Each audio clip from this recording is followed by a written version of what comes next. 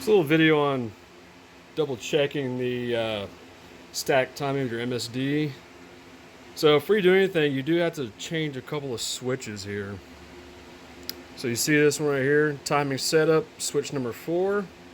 You switch that to on, which is going to be flipped up, switch 4. So you see the LED light.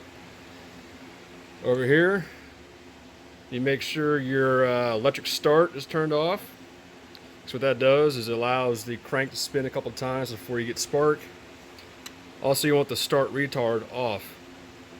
Again, what that does is it allows, I want to say it's like 20 degrees retard until it gets about 1,000 RPM, and it goes up to your initial static timing. So you have to make sure those are both off, as well as make sure the LED is operating, which the switch is on. Quick little check here. So what I've done is I put a dial indicator. This is going to be the best way to figure out your initial timing. You can try to use a degree wheel, something like this, little Motion Pro.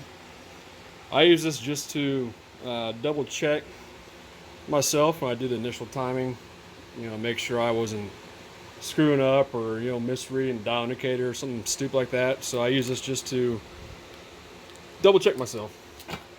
Anyways, so we got here, I'm rotating the crank by hand here.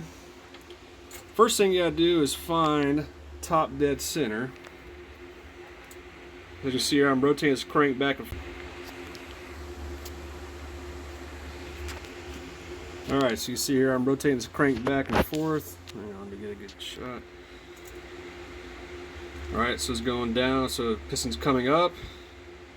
Once that hits 0, boom, you're at top dead center. As you keep rotating the crank, it should start going down, right? So what you gotta do is you gotta find that spot. So normally, I'll just do this for example. When we put it in, you might see that the crank's coming up. And it's not at 0, right? Well, that's why you gotta go ahead and turn this little dial to set it at 0 when that needle stops moving. Right. So you see it's a little bit off.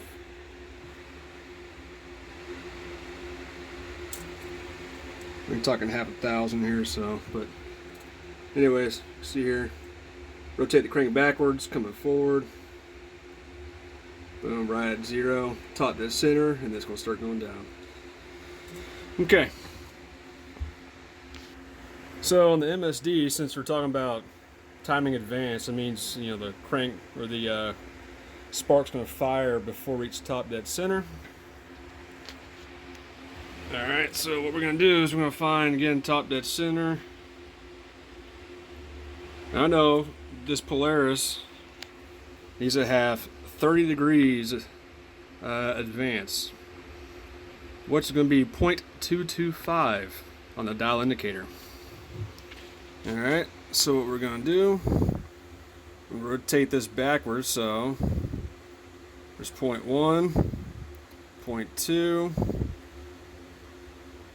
210, 220. So the spark plug should fire right about there. So you can see there was 2 revolutions in the needle, so that's 0.2, and another 0.025. That on this Polaris will give you 30 degrees initial stack timing. Keep in mind it's going to be different for every engine with different connecting rod lengths, different strokes, etc. So double check that with your own ski. So I come back here, see that light is shining. This little guy. So that means that spark plug would be firing. Now I know this ski is about half a degree too advanced, so it's going to be firing about 30.5.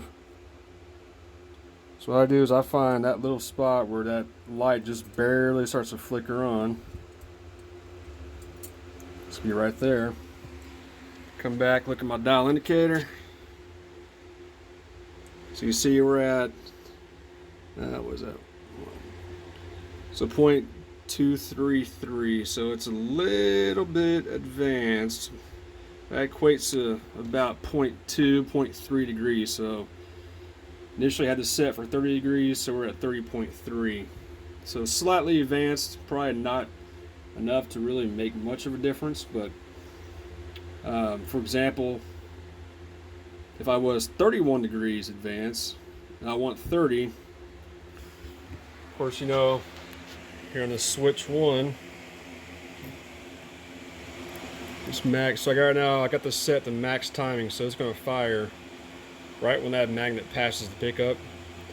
But if I wanted to actually, say I had it set at 31 degrees, I want this fire at 30, I can do a -1. So you can change these little switches here to do a -1, but I think being a 0.2, 0.3 degree, a little bit more advanced, I'm just going to keep it.